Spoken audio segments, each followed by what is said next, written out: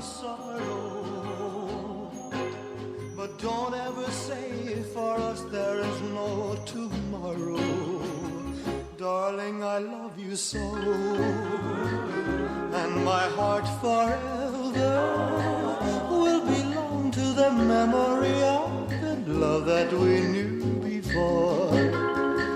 Please come back. No More, Paloma, Elvis Presleyren kantua, abesti ezaguna. Bueno, kontua da musika hau euskal konposatzaile batek sortutakoa dela, Sebastian Iradier Arabarrak. Lantziegon jaio zen 1809an, 19. mendearen hasieran, eta Gasteizen hil 1875ean. 150 urte badira beraz hiltzela. Eta bere biografia egin du Jose Andres Álvaro Ocarizek, Eusko Ikaskuntzako ikerlariak, eta gaur Aitziber Salinasek ekarri dugu gonbidatu Amaraunera. Kaixo, Aitziber. Kaixo, egunon. Bai, kultur divulgatzailea da Jose Andres, eta denetik ikertu duela esan daiteke, Gabriel Zelaia, Antonio Dobar, Luis Mariano, eta gaur Iradier ekarri dugu. Iradier, eta gainera, doinu bereziekin oso ezagunak direnak, eta berez beste egile batzuei jartzen dizkiogun kantak, Iradierrenak direla argituko digu besteak beste. Jose Andres Álvaro Ocariz, kaixo, egunon. Kaixo, egunon. Bueno, zuk, si a tu ventana llega una paloma, izenburu hori jarri diozu, Iradierren biografiari eta entzun dugu, Elvisek kantatuta egia esan ez genuen asko espero, Beno, bertsio ugari izan ditu abesti horrek, esaten dute abesti hori dela gehien bertsionatu dena gazteleraz. Beraz, denetik, abeslari guztiek kantatu dute, eta zinean agertu da, eta, bueno, lego guztietatik. Europar artista handienetako bat da Iradier, gezurra dirudi ez da? Bai, oso handia izan zen. Pentsa ezate bateako Rusian, zar nagusia agertzen zenean, abesten zuten kanta hori. Rumanian hiletetan kantatzen da. Mexikoan pentsatzen dute hangoa dela. Erabat zabalduta dago munduan zehar. Eta badakizu noiz nola konposatu zuen Iradierrek kantu hau? Hori musika hau? Ez da jakiten, oso datu gutxi ditugu, eta badude datu batzu nahiko faltsuak direnak. Batez ere, Barojak liburuzka bat idatzizun, liburuzka esaten dut, 26 horrealdekoa zelako, ez da? La sonrisa de Iradier. Eta datu batzu agertzen dira, faltsuak, eta gero, ikertu dutenek, datu hauek pentsatzen zuten benetakoa zirela, eta kopiatu dituzte. Pentsatzen zute, Baroja badei bat esaten badu, ala izango da. Egia izango da, baina, Baroja zen ikerlari bat, oso idazle ona, noski, baina idazle bat, eta datu hauek angeatu dira, eta jarraitu dute, eta baina, liburunak gertzen direnak, benetakoa dira, ikertu ditu, eta, tan agertzen dira.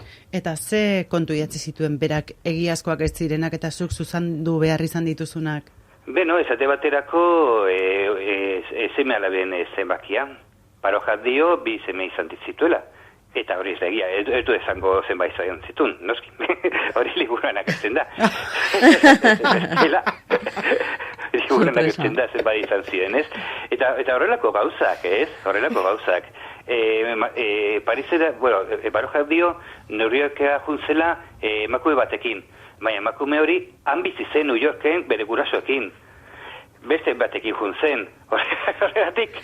Literatura pixka bat sartu zion. Bai. Juntzen, Biblioteka Nazionalea juntzen Baroja, eta eskatu zuen. Zer dago Iradierri buruz? Bai, gauza hauek. Eta orduan, historio bat sortu zuen. Bai. Datu hauekin. Bai, ez da juan artxibotara. Bai, baina, aipatu dituzunak, maitasun kontuarekin lotura dutena dira, emakumei bat izan, emaztea izan, maitalea izan, eta sasiko semea alabak, eta baina hortaz aparte, bere konposatzaile alderdian ere, baltzauden nola, laprasta batzuk eta gaizki kontatutakoak.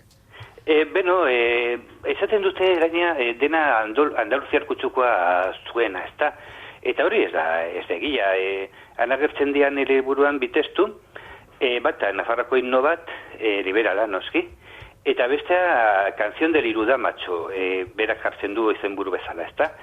Eta da, Donostiako Irudamacho famatua. Normalean esaten da herrikoia dela, eta, herrikoia, norbaitek egin du, herrikoia, eta nor sortu du abesti hori, ez? Eta ikertzaileek diote garai horretakoa dela, eta gertzen da, bere kanta bilduma batean, ez? Orduan, denetik sortzen zuen gure iradier, mota guztietako kantak. Baina esan dezakegu Irudamatxo Iradirrena dela, beraz? Posible da, bera, agertu da, bere album batean, agertu da, eta bera jartzen du, Canción del Irudamatxo.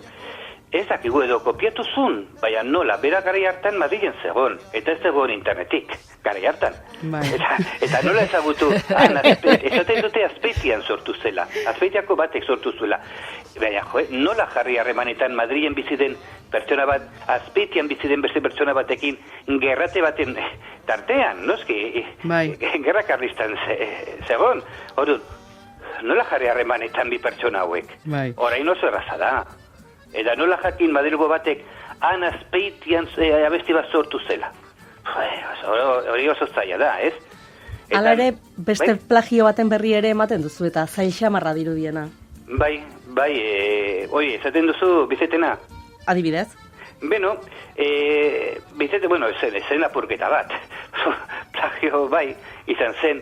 Baina, han, badirudi, abestu behar zuen sopranoak eskatu zuela. Soprano horrek ezagutzen zuen Iradierren lana, eta eskatu zuen hobeto geratzeko, ez? Indarra du Iradierren lana hori, eta gustatzen zitzaion, badirudi gustatzen zitzaiola emakume horri, eta eskatu zuen abesti hori. Eta Bizete jarri zuen, noski. Frantzesa detea, bagoaz. Eta jarri zuen. Bueno, Madrilgo solfeoko irakasle garaiak, gero atzerrian ibili zenekoak, horra iritsi baino lehen Arantxa kontatu guzu pixka bate, bere biografia labur esan da. Bai, baina ez dakit, Jose Andres Álvaro, zuk esan marko duzu zuzenak diren, ala ez, datuak guk hemen bildu ditugunak, eta gure dokumentazio eta gure iturriak ustez fidagarriak dira, baina zuk esan ez palima dira zuzenak. Esan dugun bezala, 1809 Lantziegon jaio zen, Gasteizen piano eta organo ikasketak egin, eta 9 urterako sartu zen Gasteizko Santa Maria Kolegiatako abesbatzean. Organista izan zen, kantu herrikoia konposatzeko afizioak gaztetatik izan zuen, gero Madrilen bizi izan zen, eta bere izakera jendekoiagatik aristokraziako jendearekin harremanak sortzen jaioa behartzuen izan, Albako dukesa zenaren irakasle, Frantziako enperatriz izango zen Eugeniaren ere bai, eta gero idazlen artean ere lotura handia izan zuen Espronceda, Zorrilla eta beste hainbatekin. Hoiek ziurtatu ditzakegu datu hoiek? Bai, hauek benetazkoak dira, jakiten ditugunak, hori, bai, benetazkoak dira. Eta pentsa, Zorrilla batekin, Espronceda batekin, geho Eugenia de Montijo, behaz, han zegoen romantizismo garaian, han tartean gune horretan, koka dezakegu gure Iradier, Madrigo horretan. Eta irakasle izan zen, gainera, bai, solfeoko irakasle izan zen. Irakaslea, eta gero klase partikularrak ematen zitun. Behaz, oso importantea zen garai hartan Madrilen. Agian Mozarten bizimoduarekin ere aldera daitekela esan da. Izakera aldetik edo? Bai, izakera aldetik eta produzio aldetik, Produzio aldetik, liburua gertzen da, abestien zerrenda, geratzen direnak, eta 100 bat dia. 100 bat abesti. Eta zenbat ezagutzen dia? Bi ezagutzen dia. Eta 100 bat daude, partitura guztiekin, atera dute CD bat, bere abestiekin, ez? Baina, 100 bat dia. Eta han daude, partitura guztiekin, Eres Bilen, eta Biblioteka Nazionalean, han daude, ez? Eta horregatik esan dezakegu, ekoizpenaletik ere, Mozarten parekoa zela. Eta eta bizimodu aldetik gauza bea, ez? Oso parrandazale, neskazale, bai, gure Mozart izan zen, benetan. Eta nazio artean, ze hoi hartzun izan zuen, ze egin zuen bide importante bat ere organista bezala, ez da, Estatu Batuetan, Kuban, Londresen. Bai, baina pentsakio, oso gazte hil zen, 56 urtekin edo, eta ezun, bere lana beraren ustez, ezun importantziarik, eta angeratutu da, eta ezun kezka hundirik, Eta horregatik, oso kompositzaio nahi izan zen, ekoizpen handia egin zuen, baina angeratu da. Angeratu dira bere lanak. Beste toki batekoa izan balitz, agian oi hartzen handiagoa izango zen? Bai, nik uste baiet, Alemaniar batek bezala edo Mozart bezala edo horrelako horreik. Eta zergatik iruditzen zaizu ez zuela izan horrenbesteko oi hartzunik edo Hemen zaretasunaren, hemen ez dago asko kulturaren alde ez dago zaretasunik. Hemen, pentsa Gasteizen zer gertatu den bere urte honetan. Izkutuan jarri dute plaka bat, baina udalak ez du ezer ordaindu, diputazioak ez du zer ordaindu, ez dute zer egin. Handa, lurperatuta, eta tira, izkutuan jarri dute plaka bat bere hilobian, eta kito, ez dute zer egin. Eta musikari bat, ez du karerik Gasteizen. Hala ere, ez dakit ados egongo zaren, Jose Andres, zure ikerketetan ze agertuko zitzaizun, baina nonbait ikusi dugu ez ote zen ematen zuen adinakoa. Batzuetan agertzen zela, zen baino gehiago edo zekien baino gehiago agertuz. Eta gero, ez zela horren besterainokoa, ez dakit, musika gintzan eta musika mailan. Bazekiela pixka bat, bere irudia handitzen eta horrela. Beno, hoi alde batetik, gero bestetik, pentsa, berari buruz ez edatu ditugun, zo gutxi, zenbat argazki, argazki edo marrazki ditugun, 2 argazki daude, eta oso gutxi dakigu berari buruz, pentsa, Madrilen, bazun denda bat, ez? Eta ez dagoan plaka bada esan hori bere denda zela, edo imprenta bat bazun bere lanak imprimitzeko, eta gero antzaltzen zituen musikako tresnak, pianoak, eta barrez, eta inork ez daki non ziren, eta horregatik jarri ditut argazki hauek, ezta, liburuan, Madrilgo ruta bat egiteko, Madrilgo irradiaren bidea egiteko, ez? Eta, hitz egiten badezu Sebastian Gasteizko liburu tenda batean, jun nintzen, liburu hori, iradier, Manuel, ez, Sebastian, eta gero, Sebastian Iradier, badago bat egon. Hori da, ez da zabaldu bere pertsona, ez da jagiten hori izan zen. Bai. Beraz ezagutzeko aukera eskeniko diguzu, zuk zer nabarmenduko zenuke, zerbait? La Paloma, oso nabarmena izan da, baina liburu horretan guztietan aurkitu duzunaren zer nabarmenduko zenuke?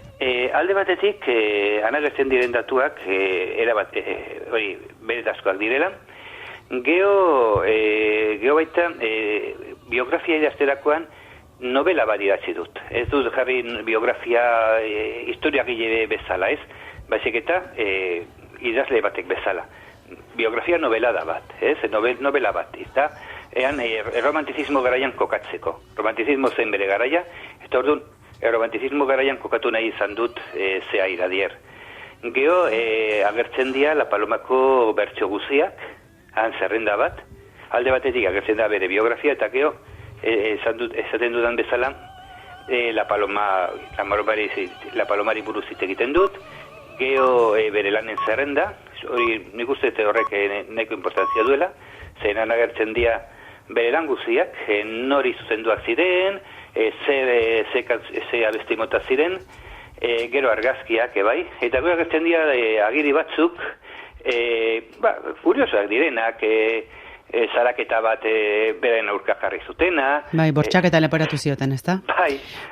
Jakin mina piztu diguzu, 11etako kanpaitxoak entzun ditugu ez daukagu gehiagorako betarik, baina gomendatu egingo dugu, si a tu ventana llega una paloma, eta hor hartuko ditugun ez ustekoen artean esaterako, Bizeten Carmen, berak idatzi zuela Iradierrek. Jose Andres Álvaro, eskerrik asko, Bale, zuei, mila esker. Eta beste bat artea, jo. Bale, agur. No more feel the tender kisses we used to share. I close my eyes and clearly my heart remembers. 1,000 goodbyes could never put out the embers. Darling, I love you so,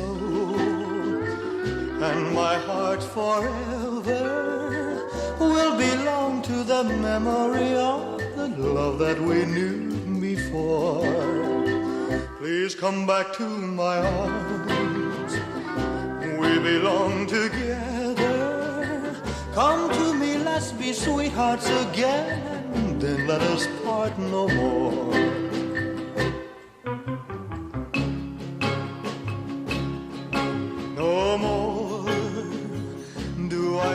the touch of your hand on mine.